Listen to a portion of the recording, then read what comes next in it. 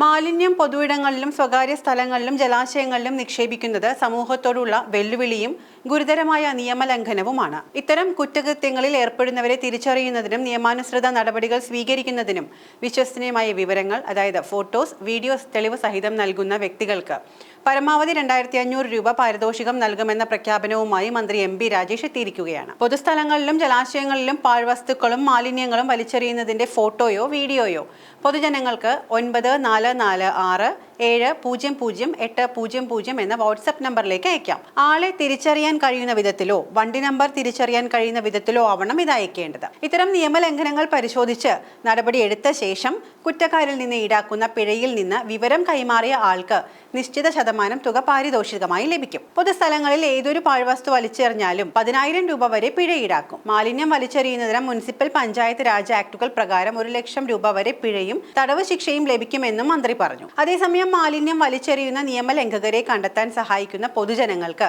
നിയമലംഘകരിൽ നിന്നും ഈടാക്കുന്ന പിഴ തുകയുടെ 25% അല്ലെങ്കിൽ പരമാവധി 2500 രൂപ പാരിതോഷികം നൽകുന്നതാണ്. നിയമലംഘനം നടത്തിയ വ്യക്തി പിഴത്തുക നഗരസഭയിൽ ഒടുക്കിയ തീയതി മുതൽ 30 ദിവസങ്ങളിൽ അധികരിക്കാത്ത തീയതിക്കകം കുറ്റകൃത്യം റിപ്പോർട്ട് ചെയ്ത വ്യക്തിക്ക് പാരിതോഷികം നൽകേണ്ടതാണ്. പൊതുസ്ഥലങ്ങളിൽ മാലിന്യം വലിച്ചെറിയുന്നത്, കുറ്റകൃത്യങ്ങൾ റിപ്പോർട്ട് ചെയ്യുന്ന വ്യക്തിക്ക് പാരിതോഷികം നൽകുന്നത് തുടങ്ങിയവ സംബന്ധിച്ച് വിഷയത്തിൽ കൃത്യമായ മാർഗനിർദ്ദേശം ഇറക്കിയിരിക്കുകയാണ് തദ്ദേശ സ്വയംഭരണ വകുപ്പ്. അവ ഏതൊക്കെയാണെന്ന് നോക്കാം.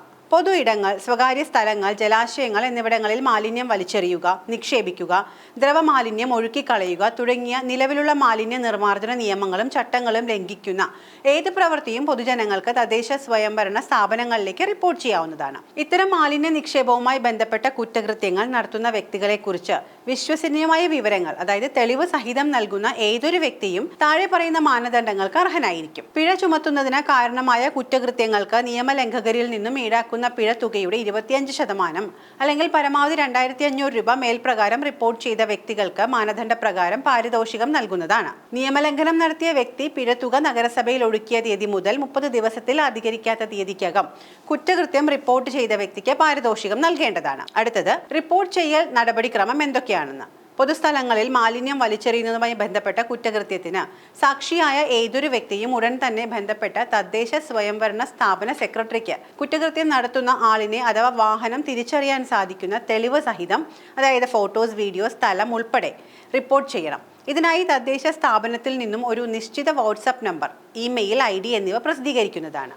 കുറ്റകൃത്യങ്ങൾ റിപ്പോർട്ട് ചെയ്യുന്ന വ്യക്തികളുടെ വിവരങ്ങൾ തദ്ദേശ സ്വയംഭരണ സ്ഥാപനങ്ങൾ രഹസ്യമായി സൂക്ഷിക്കേണ്ടതാണ്. നിയമലംഘനം സംബന്ധിച്ച വിവരങ്ങൾ ഒരു വ്യക്തി റിപ്പോർട്ട് ചെയ്താൽ തദ്ദേശ സ്വയംഭരണ സ്ഥാപന സെക്രട്ടറിയുടെ നേതൃത്വത്തിൽ അന്വേഷണം നടത്തി 7 ദിവസത്തിനുള്ളിൽ ആയതിൽ തീരുമാനം അല്ലെങ്കിൽ തുടർ നടപടികൾ സ്വീകരിക്കേണ്ടതാണ്.